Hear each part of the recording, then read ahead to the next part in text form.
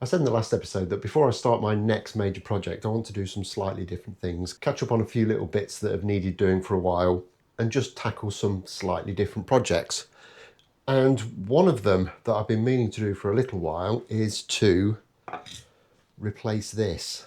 Now, as well as building guitars, I have also for quite a long time been experimenting and playing with building my own pedals, and this is one that I built many years ago, and it's a clone of the original black box Marshall Bluesbreaker pedal, which for a long time kind of went unnoticed, and then a few kind of influential people put it on their board and it took off and became very, very popular. And until quite recently, they weren't being manufactured. So to buy an original would cost you a lot of money if you could find one. But it is also the basis for any number of boutique pedals that basically took its circuitry and put their own twist on it. So the King of Tone being a prime example, and also the JHS Morning Glory, both of which kind of just took this circuit and tweaked it a little bit. I absolutely love this pedal, or I did when it was working, because whilst it isn't the most powerful pedal in the world, it is an absolutely brilliant pedal for stacking into another distortion unit just to give you a little push over the edge.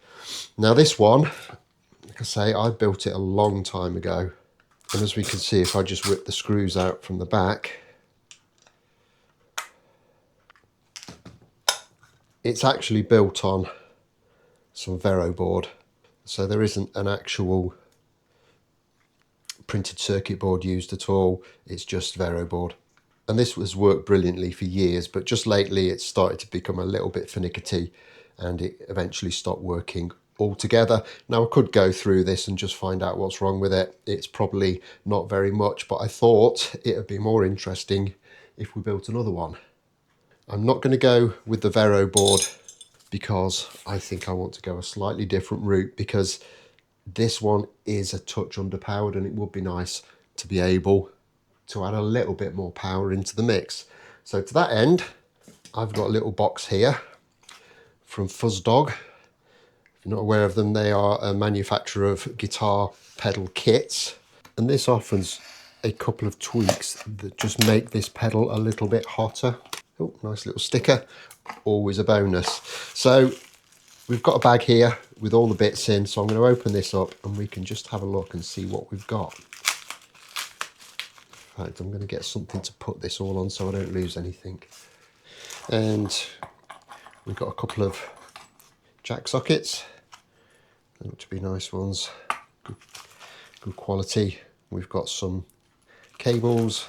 We've got the old switch that we're all quite familiar with. We've got a battery clip. I probably won't use that. And in here we have a whole bunch of stuff. So we've got power jack. We've got 3 potentiometers. As you can see, these are the kind that are going to go straight onto the board. I'll get back to that. And here we have a bunch of resistors and capacitors. So we've got a load of these little polybox capacitors. We've got a couple of electrolytic caps. We've got one little ceramic cap. LED for the light. And then it might look like we've got a load of resistors here, but these are actually diodes. I haven't looked at this too closely just yet. One of these will be a kind of a circuit protection diode, which will be this big one, I'm assuming, and these 4 will be clipping diodes, and the clipping diodes are what give you the kind of overdriven sound, and all the rest of them are resistors. They've all got a code on them. I ignore the code. I will test these with the multimeter to get the values that I need. Hopefully we've got enough of what we need. I've got millions and millions of resistors if we haven't, but I've always found Fuzzdogs to be absolutely brilliant when it comes to what's in their kits. Which leaves us with this final bit. Well, there's actually 2 bits, but that's just a socket for it to go in, which is the op amp.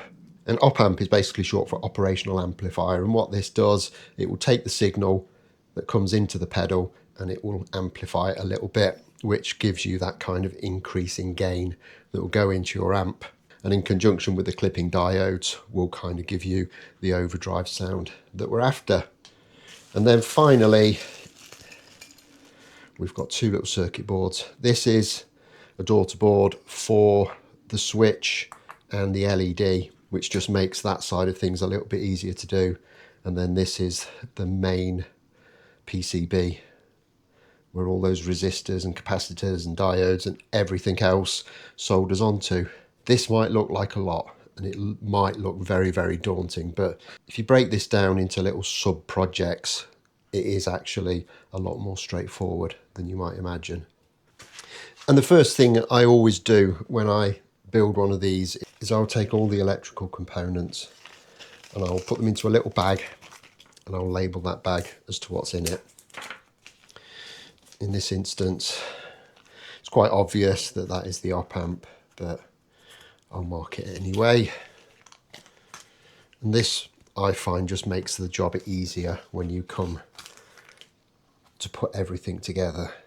All these little poly box caps are marked, so you can kind of put them into little piles of the various values.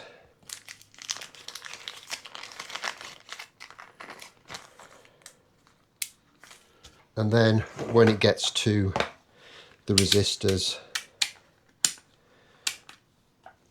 I just test them with my multimeter set onto an ohms setting. That's 47k.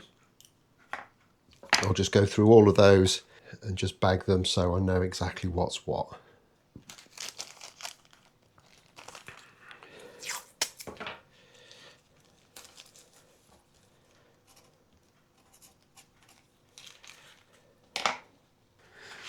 Okay, so there's all the components bagged up and identified. So the next thing we need to do is to get all of that lot onto here, which might sound or seem like a big ask, but to be honest, once you break it down into little groups like resistors first and then capacitors, and then you'll put your diodes in, and then finally put the op amp in, if you do it like that, it actually goes together really, really easily.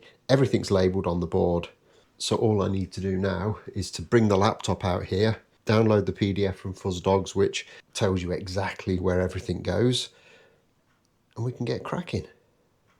Okay, so I've got the PDF up on my laptop, as you can see here, and not only do you get this really good kind of pictorial view of what the board should look like when it's all done, but then it also gives you a schematic, which I will admit doesn't really mean a lot to me, but then it tells you exactly what everything is on this board. So R1 is resistor 1, which is marked on the board, 1.5 mega ohms, R2 4.7 kilo ohms, etc, etc.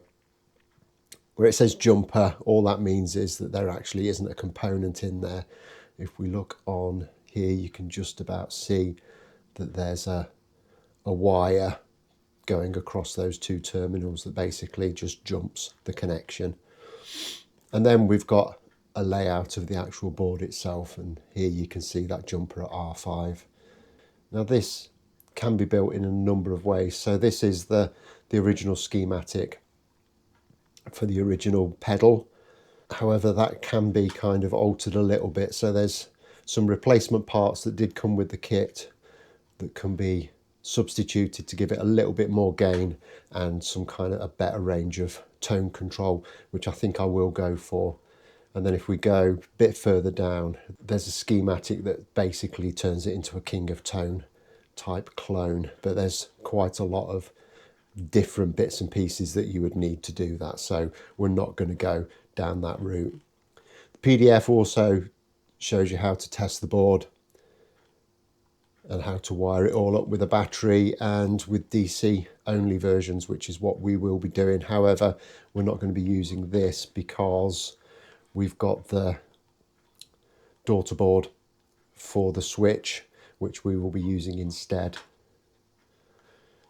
And there is a kind of a complication with using the daughter board. There's a resistor on here, R15, which is 2.2k, which is the current limiting resistor for the LED. We're not going to be putting that on the board, we're going to be putting that on the daughter board instead. But apart from that, we're going to be doing pretty much what is listed here.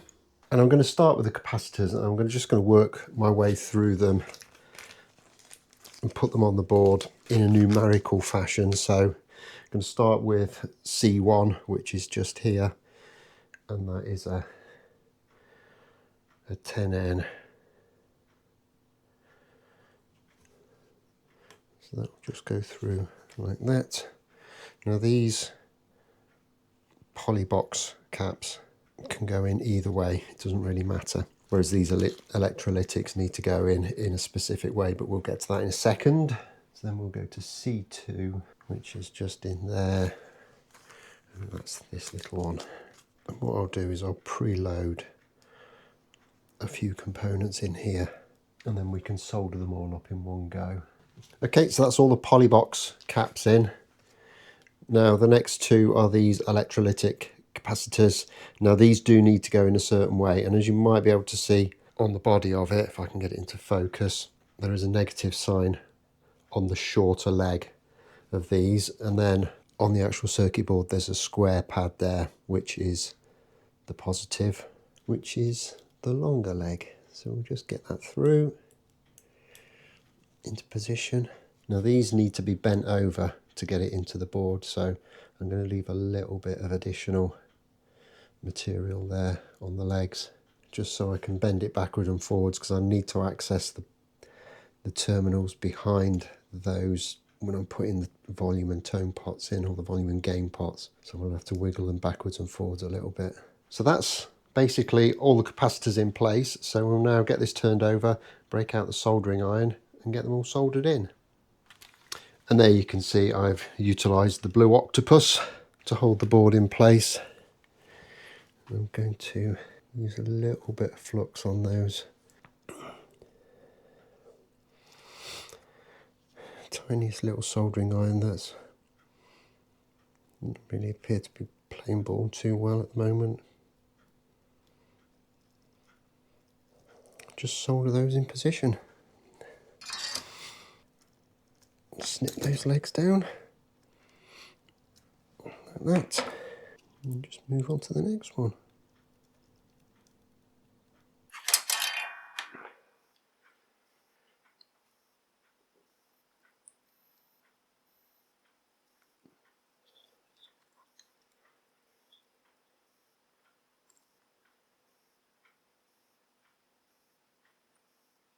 Okay, so there's all the capacitors soldered in place, and I'm sure anyone who does this with any degree of seriousness will be cringing at my soldering skills, but they are soldered in, they're all good, so I'm pretty sure we'll be okay. And there's the other side of the board, which all looks good. So next up is I'm going to do exactly the same and start getting the resistors in place. There's quite a lot of them, so what I'm going to do is kind of do them in little sections. So I'll do these three down here, then I'll do these up here, etc., until we've got all of those in place too.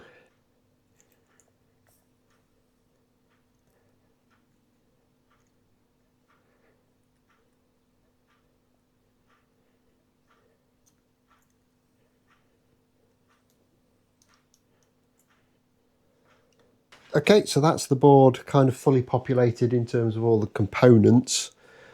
I've also got the socket in for the IC, a little integrated circuit, so we can just kind of pop that in and push that in nice and tight.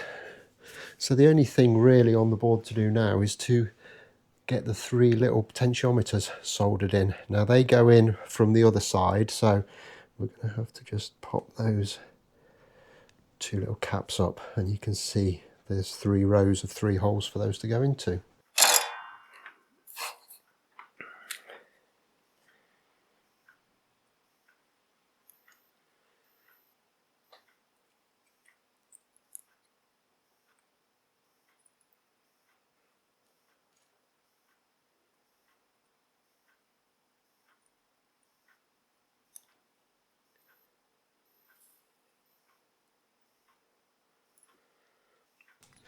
Okay, so there's the board all complete. Hopefully that's all good, but we need to test it, which means we just need to kind of wire in a couple of jacks and a battery clip temporarily, and then we can give it a bash. But I think you've probably seen enough soldering for now, so I'm going to do all of that off camera and I'll join you back in a little while.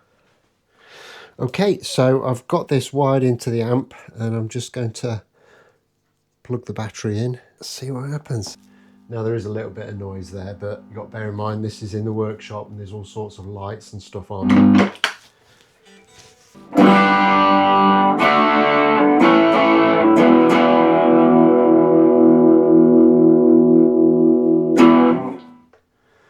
Well, I'd say that's definitely working, and it is definitely adding a fair amount of grit to that sound, which is brilliant. So I'll get everything unplugged and then we need to look at getting the switch and everything else fitted onto this. And this switch is not actually that complicated to do because we've got the little daughter board that makes it a lot easier, and basically that just slips onto there. We need to solder all of those little lugs up. We need to do a little bit of work with the LED and the resistor, and then it's just inputs and outputs straight to the board. But I think I'll get all this wired up off camera. This video is going to be about 6 hours long, and from there all we need to do is prepare a box for it all to go in and get it finally wired up. And there we have that little daughter board soldered on, and I've kind of put all the wires onto it that I can for the time being. Still got the wires attached to the main board, which will then kind of go down to the daughter board, but I don't know how much of this wire I need until I get it into the actual housing that we're going to put it in. I don't want to have too much wire dangling around in there, so we will kind of do that once we know exactly how much we need.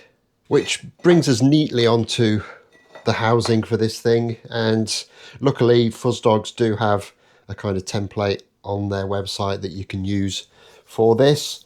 So I've laid this one out according to that. There's a few holes we've got to drill, obviously 3 for the pots, 1 for the switch, a jack on each side and the DC socket. And all I use for these is one of these stepped drill bits, because this one has all of the sizes we need, because we need 8, 10 and 12. So 8 for the pots, 10 for the jacks and 12 for the switch and the DC socket. And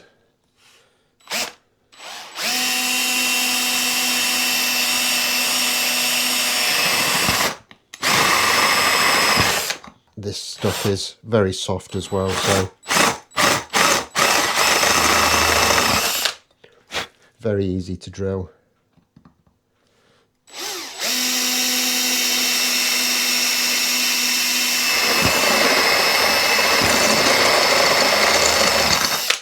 So I'll just carry on doing this and join you back when it's all ready to go. So with those all drilled and nicely deburred, we can then start to kind of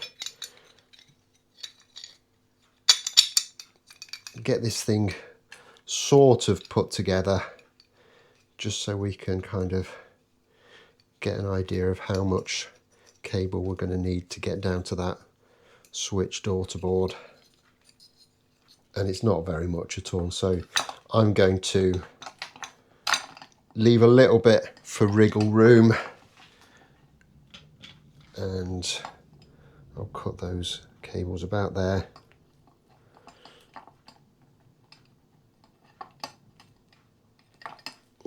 We can then get everything kind of wired up and connected. I'll quickly do that off camera so you're not bored by endless soldering, and then we can get this thing tested out. Okay, and there's the whole thing put together, and I think that is looking nice and neat. I'm surprised how neat that looks.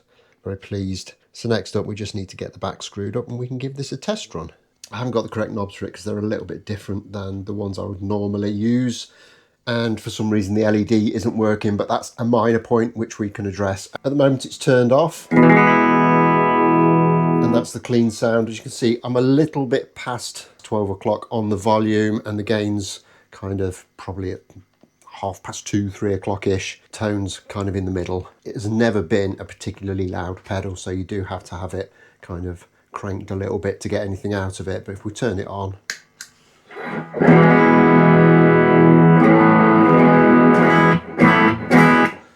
a little bit of gain there. It's not the dirtiest pedal, but it is a bit crunchy there. I like it because it is quite a transparent overdrive.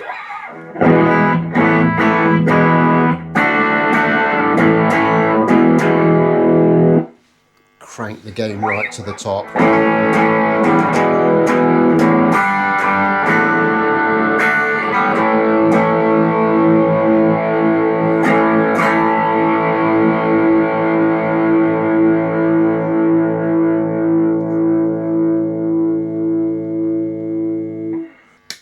That is a nice overdriven sound for me. That's the kind of crunchy overdrive I prefer, not too much. And then if we wanted to go absolutely berserk and make a load of noise,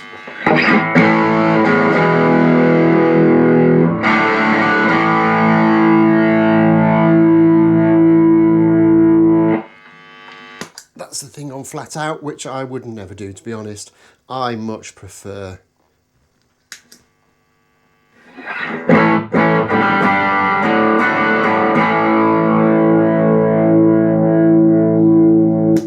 the setting somewhere around there where you are adding some gain but not too much. So all in all, I think we can call that a success. So I'm really chuffed with that. I think that has worked very, very well. I'm happy with the results. Obviously, we've got some cosmetic work to do on the box to make that look a bit nicer. And I do need to dig into why the LED isn't coming on. I'll get some decent knobs for it. And this will be going onto my board.